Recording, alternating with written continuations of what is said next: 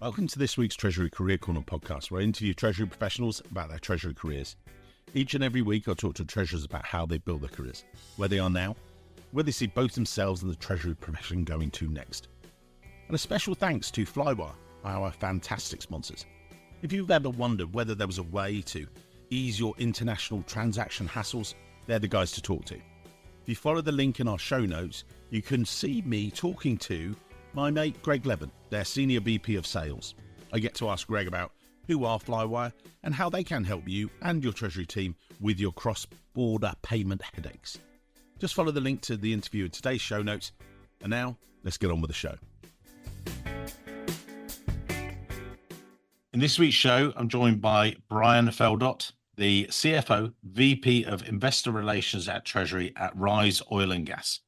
Rise Oil and Gas are an independent oil and natural gas company focused on securing high-quality, long-lived oil and natural gas assets to create a sustainable inventory of highly economic wells. But I'm going to get Brian to explain that a little bit more, who the company is. Brian and I were just talking. We're going to talk about that interface between Treasury and CFOship, but we're going to start way back when and how Brian first got started in finance and accounting, and then discover the world that is Treasury. Brian, over to you. Thanks, Mike. I really appreciate you having me on, and appreciate the work you do for Treasury professionals around the world. Can start with how I got into Treasury. After graduate school, I went to the University of Houston and studied finance under an MBA program, and got out and was looking to launch my career. And back then in Houston, Enron was one of the big companies. And if you couldn't get on with Enron or one of the other big energy firms, you looked to do public accounting or work in a consulting practice. And so I went over to Arthur Andersen, and I tell people that public accounting is just a great place to get started, because they hire just a ton of people out of graduate school and undergraduate school. And they do such a great job of assimilating people into the career world. There was a place, St. Charles in Illinois, where they would send us for training and bring people around the world.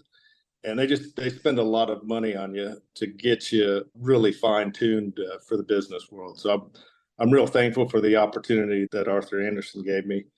But I got to work in there, and it just there was a lot of intellectual debate and a lot of really great work and a lot of great experience. But at the end of the day, I guess maybe for me, it felt like I was grading a lot of homework. I felt probably disconnected from the business. But I thought, this is my career. I want to be a partner one day, and that's the track I'm on. I'm hopeful to do it. But lo and behold, as you make kind of career plans, things actually happen. The firm went through its struggles with the Enron failure, and the firm pretty much broke up. Some groups went other places. And the point of my life, I just purchased a house and I needed a job.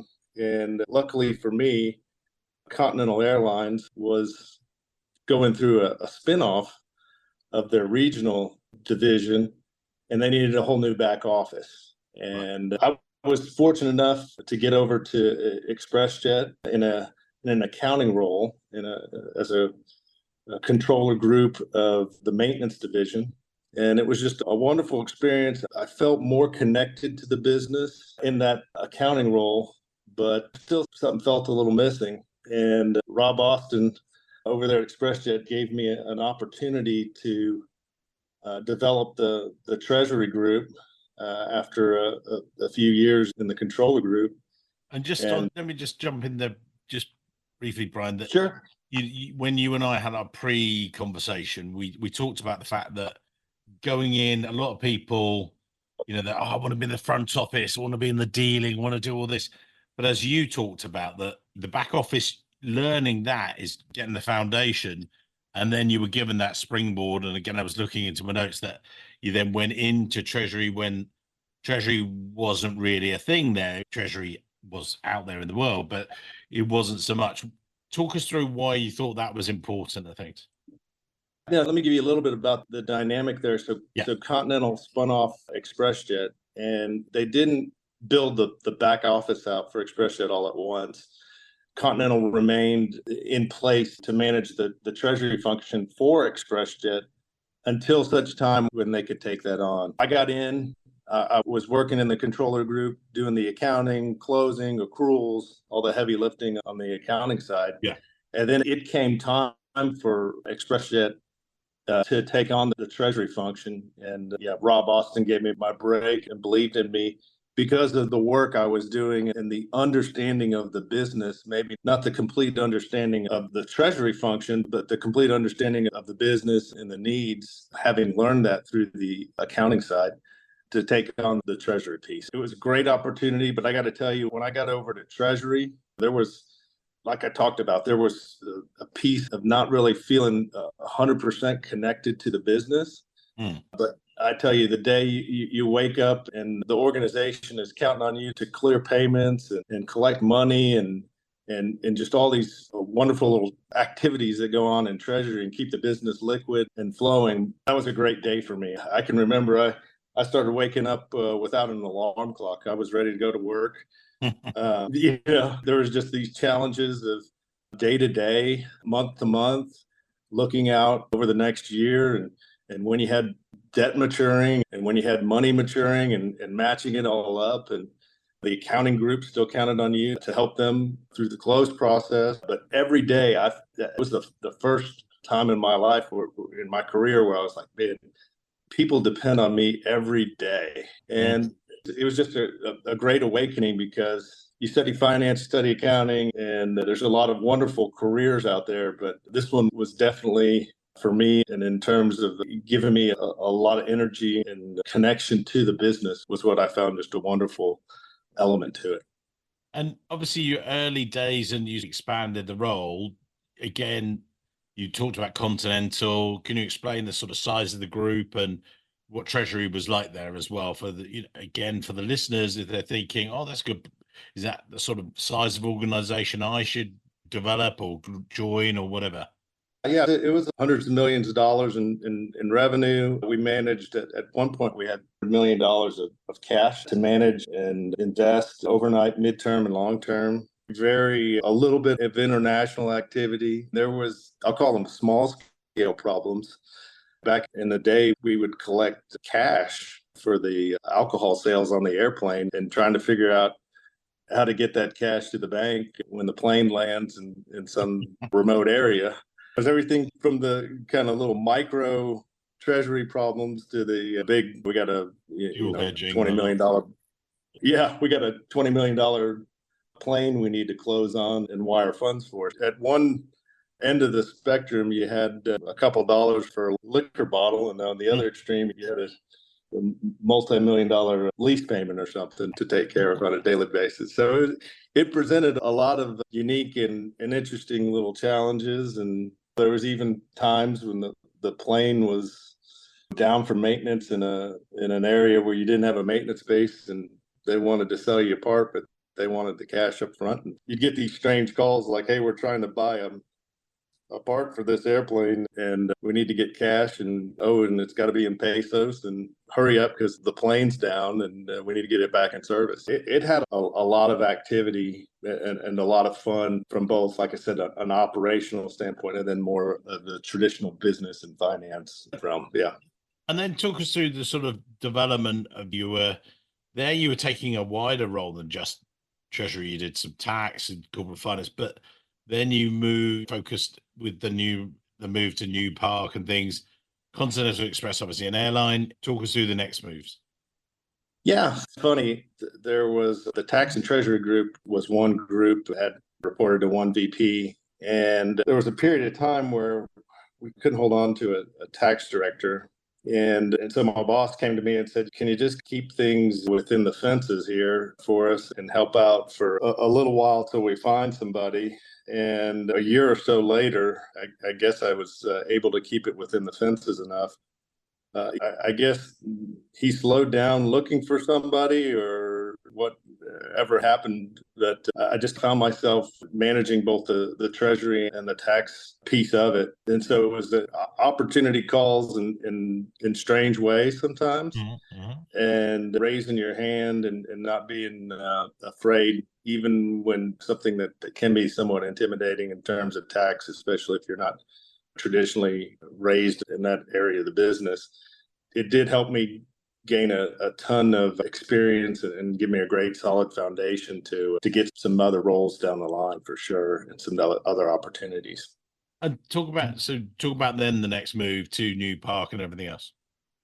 Yeah, if we talked about Arthur Andersen having its indictment, and that led me to Continental and ExpressJet. And when Continental and United merged, about the same time, SkyWest acquired ExpressJet. And you guys know in the Treasury area, they don't need two treasurers and they don't need a bunch of duplicative Treasury folks. Typically with a merger, when you're being acquired, that gets consolidated. And so I was on the street looking for my next opportunity. And the director of internal audit had actually gone over to New Park and from ExpressJet. And she said, hey, they're looking for someone to head their Treasury group. And I applied through her, and my information got to the right people. And when I got over to New Park, they liked my background and my experience in terms of developing the Treasury group from the spinoff of Continental. And they said, we've got a little bit of Treasury work to do, some things to improve on. And they definitely undersold it. When I got over there, it was a great company, good people over there, still a lot of friends. And Greg Piontek's a close friend, the CFO over there still.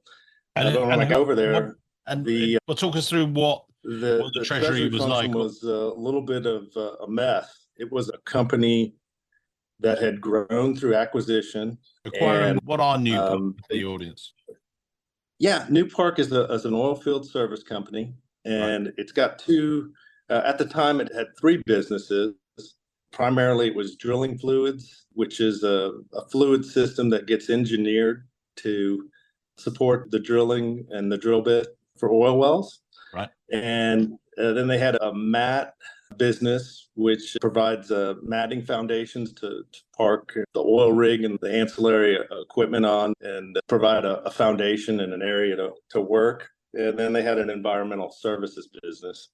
And so it was a great company, kind of $1 billion size company. But boy, I got to tell you, it was international. And it had a lot of locations. And if you love a complex Treasury organization, this had it for you. Tons of bank accounts, tons of currencies.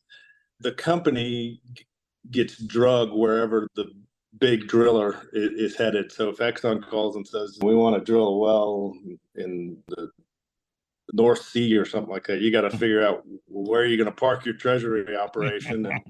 And where's the entity, domicile that we're going to do this with? And you got to work with legal and the banks and figure it all out. And it was a Treasury system on steroids in terms of international operations. And it was just a great opportunity for me to come over there and not only learn, but also apply what I had picked up in terms of consolidating and streamlining a lot of Treasury systems and working with a lot of great bankers to put an actual global Treasury function in place, or improve a global Treasury function. Talk us through the development of Treasury there before we get onto the most recent roles. Where did you take Treasury from and to? So stepping back from it a little bit, this is an advice show, if you like. I know that where you were there, you did all that heavy lifting. As you said, it was, you referred to it being on steroids and stuff. Why was it like that? What was so good about it? And how would you replicate that maybe? Yeah, the challenges day one when I showed up there, you just had a hodgepodge of different banks, none of the SWIFT reporting or none of the connectivity type activity was in place to really have a view, an accurate or near-term look at where you were on a kind of daily or weekly basis. In addition, some of the like the ACH payments and releases were not files sent out of our Oracle system. We were implementing Oracle at the time, and so we went through just an ERP implementation, but we also had a big push to get down to one or maybe just a few files that came out of Oracle that would push our disbursements. And prior to that, we had things like we'd get our payment runs and things of that nature, and we'd have to go to multiple different banks and log in and submit files. We even had one where we had to, it was so old, we had to dial up and enter in these phone codes to release the payment. And we had some real antiquated type activity. We didn't have complete positive pay and things of that nature around the world. It was a unique instance because our customers would pay us in dollars. If you're drilling for Exxon, and us being a U.S. company, mostly want to work in dollars. But locally, which is where we had our activity, we had to pay a lot of times in the local currency. And so there's some hedging and not having the visibility where the cash balances were, and made that difficult. We had to kind of take the first steps in terms of getting a more accurate picture of where we were and getting a sense of what, if anything, we could do about it in terms of, and we weren't hedging the currency, we were sometimes hedging the payment of large transactions. We had to do a lot of that heavy lifting to get not only the visibility, but then the streamline of the process, like I said, with the Oracle implementations. And then ultimately we got to the point where we were kicking out a few files from Oracle, and they were going to banks that were set up to receive them. And our disbursements and remittance type information was flowing back. And we got it going with the help of a lot of great people over there. It was fun working on that over the course of years. And along the way, we had a number of additional mergers. I got to work on some international M&A. And just when you think you got your treasury system humming, guess what? You picked up another company, and you got to fold them in and work through that effort and get them on your standards and things of that nature. And then, because I don't want to run out of time, talk me through the next moves, or talk through again what happened next, what were you looking for, and everything else. Yeah, we got the treasury system going. And along the way, we had a number of bank deals in terms of credit facilities and things of that nature to maintain liquidity and have the right capital structure.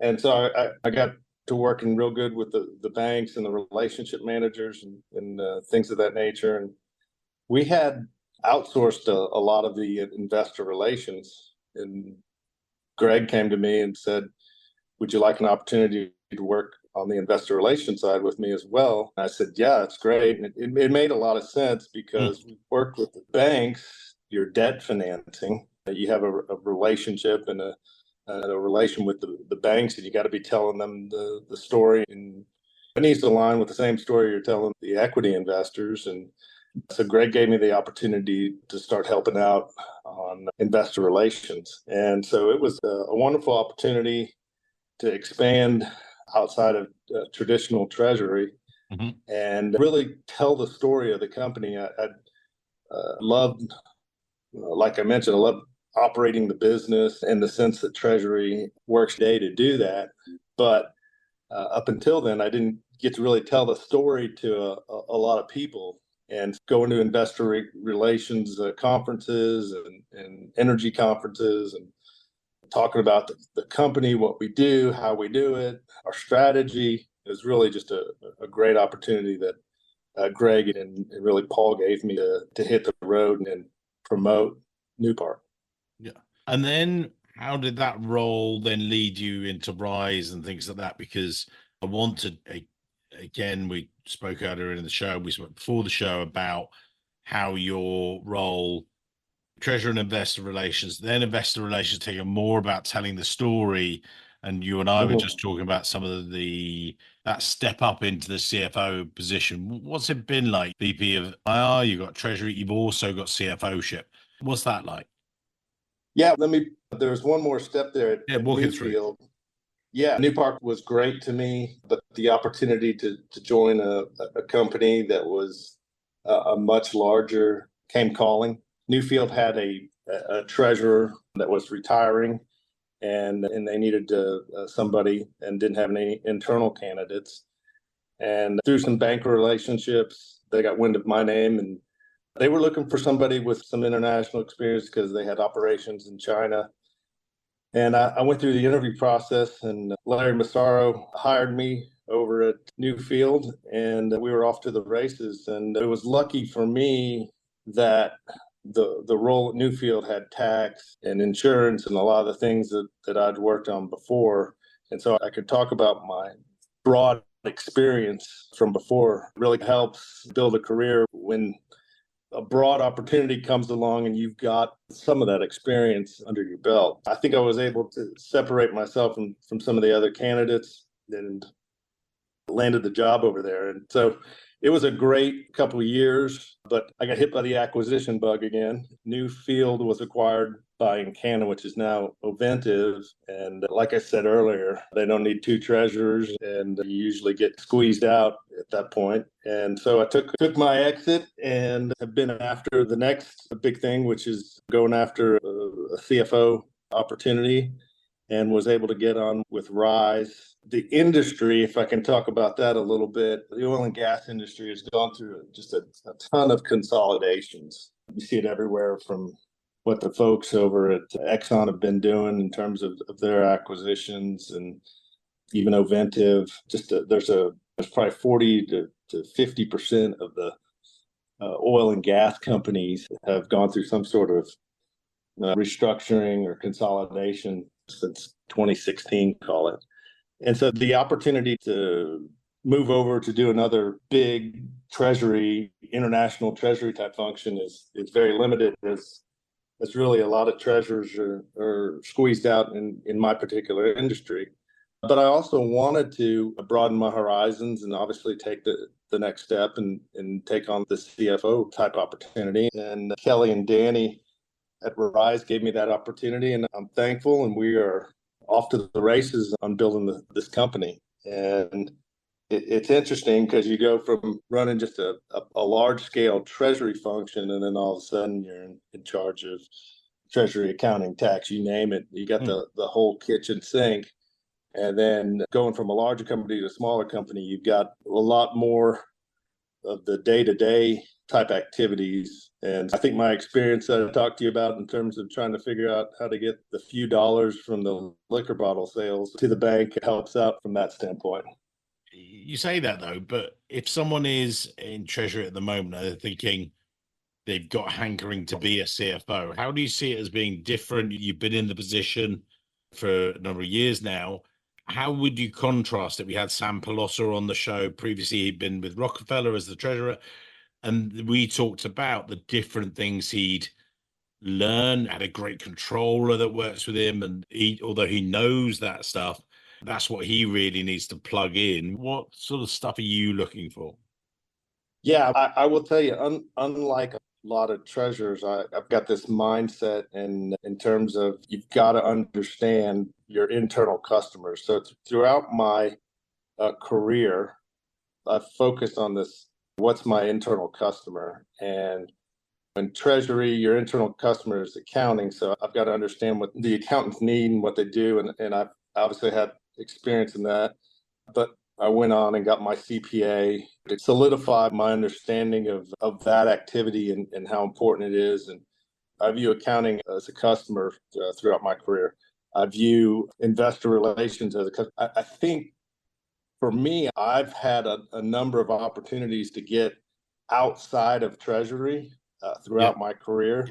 And I would encourage anybody to do that, because not only does it open up more opportunities, but gosh, when you do get to that next level, whether it's CFO or treasurer with tax or what have you, it just really opens up that knowledge base and understanding before you get there, if that makes sense.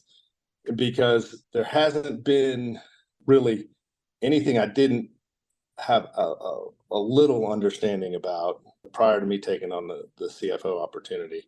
I know a lot of times the CFO will come from inside banking, and I've seen it, and I've got some friends who've done it and been able to fight through it, but they have got no understanding in terms of what the accounting process is in terms of reporting and things of that nature and the nuts and bolts. And they get a little frustrated working through that and fighting through it.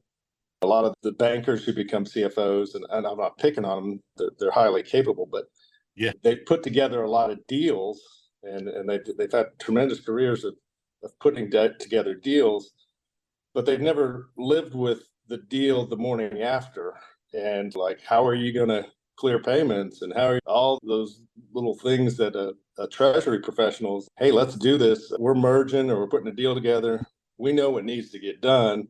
We just need to work through and consolidate it together. I think the treasury function is just a great place to understand all the detailed activity that happens in a business. And so when you do get it to that level, and when you've been working hand in hand and helping out, whether it's internal audit or accounting or what have you, helping each other make the organization better, you'll be much more comfortable when you do get to that next level. And Brian, I know that you also, sorry, just moving on from that as well, and taking that to the next level. I'd seen that you were helping out with a student advisory council, that you were helping out, what's the word, briefing university students and trying to give more back, if you like. What was that like? Something as you reflected on your career, and why do you think that is important? Yeah, it's funny. It's probably something that was instilled to us by my mother in terms of giving back and continuing to learn and continuing to grow. You'll see me and my brother are guys that have gotten master's degrees later in our careers because we just feel like there's this need to continue to get education, to continue to get better and continue to learn things. There's still things that I want to learn. I think one thing that's really important right now for a lot of treasury and finance people is cybersecurity. I don't know how many nights I stayed up worried about payment transactions in far remote places. But one of the other things is I had a wonderful professor in college, and he told me, and it just stuck with me. I was a 20-year-old kid, and he said, you're here at a great university and you're getting a great education, and it comes with a responsibility to give back to it.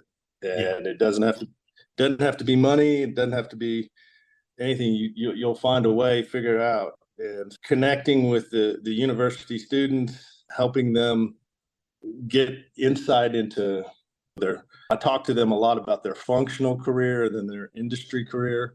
Their functional career being treasury, accounting, whatever it is. And then I talked about their industry career being energy or IT or chip making and things of that nature. They've got two types of careers they got to manage through. And if I can be helpful in giving them insight into either their functional career or their industry career, I'm happy to do it. It's very rewarding. And when you that's elicited a really good question. So I've been approached in the past when I'm recruiting treasurers. I remember way back when I was approached by an HR lady, and she went, "We need a treasurer," right? I was like, "Yeah, brilliant. It's functional. Yeah, great. I can do this." And then they crossed over and said, "Yeah, but I want one that's been in heavy logistics and done this and this." And I was like, "Okay, treasury doesn't quite work like that." Yes, it does. Yeah. I said, no, I said, functionally, yes, you need this level of treasury experience, but you can move between industries. Now, Yeah. how are you then? Was that some of the coaching or the stuff you were explaining to people? Or how does it work, would you say? Yeah, it's one of those things where it's like you can have all the functional talent in the world, but for some reason there's just this preference to have some industry experience. Yeah. And I think for me, there's been times where I don't want them to have any experience because I don't any of the industry, because I want them to bring a fresh perspective. When I was at New Park, we were disjointed and going through acquisition, and we hadn't really done all the merger integration. I just want somebody with a clean slate with no bias to come in here who's got a lot of treasury experience and can help me get on the right treasury track, and then we'll customize things to the business as we see fit. I think a lot of times people tend to mistakenly, and I've done it, it seems easier or logical, or you don't have to explain to them or teach them the business, but you do miss out on that outside perspective for sure, and adapting things. There's things I took from the airline industry that I applied to the oil field service industry that we would have missed out on at New Park if I'd been somebody from an oil field service, another oil field service company. Yeah, don't be afraid. Don't be afraid to hire somebody that comes outside of an industry. I get it. It does make it easier. And if maybe you're going at a rapid pace and you got a lot of activity going on and you need somebody right away and you need them to hit the ground running. But there's been a lot of wonderful perspective that people have brought from outside. So it's a bit of a nice to have rather than a must have sort of thing. Would that be right? I would say so. I try to look more at the individual and what challenges they've faced rather than what industry they've been in.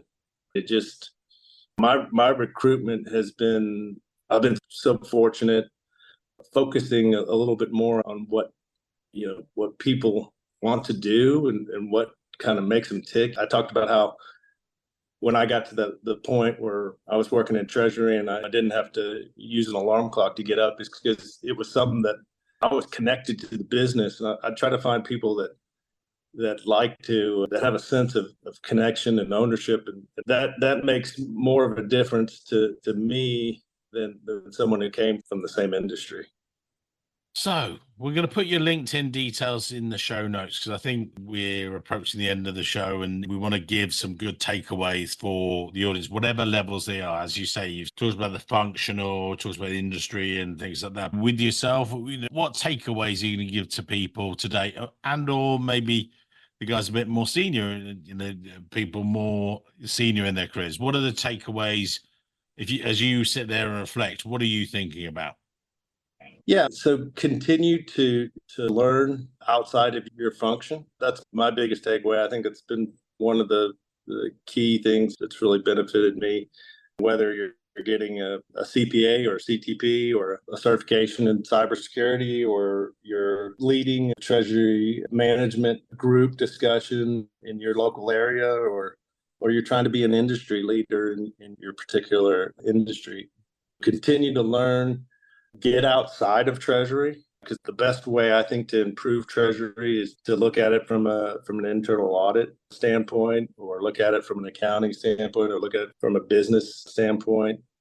One of the other things I really love about Treasury is this kind of underlying challenge that you don't get in other fields. In Treasury, there's somebody working against you. There's crime and problems that you have to face and deal with. And I can't think of any other area of the business where you need to focus on the security and the good housekeeping type effort to make sure you don't get scammed, and constantly stay on top of the latest and greatest scammers. Every time you think like you've defeated or made it bulletproof, they make better bullets, it seems like. They keep going. So yeah. So that's very important. And then, like I said, always be the person that's willing to help out and get outside of your area, because that's how you make your organization that much better.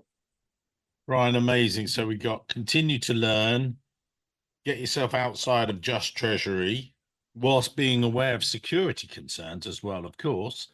Keep on learning sort of thing, which I think is fantastic. Yeah, I really appreciate it, Mike. Like I said, happy to help and love promoting Treasury and the careers that many people have developed and worked on over time. And if there's anything I can do for anybody, let me know. Thanks. Thank you. Thank you. Thanks for tuning in to another great episode. You really enjoy it.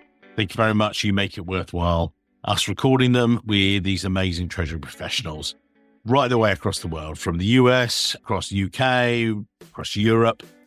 And there's lots more exciting guests to come and lots more live events. We love delivering this content. We get asked now, is this what you do? Do you just do content? Do you just do? No.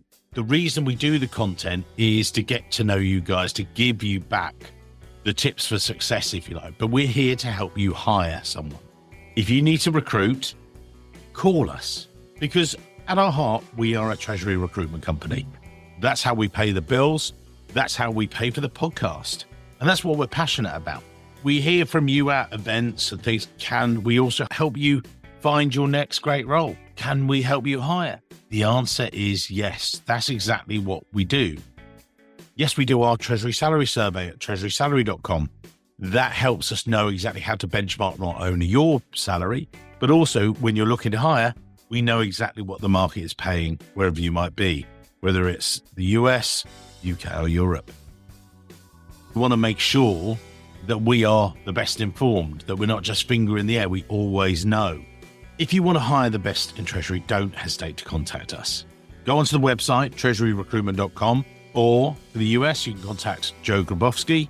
Europe, contact the lovely Katie. For more senior roles and roles across the UK, reach out and contact me.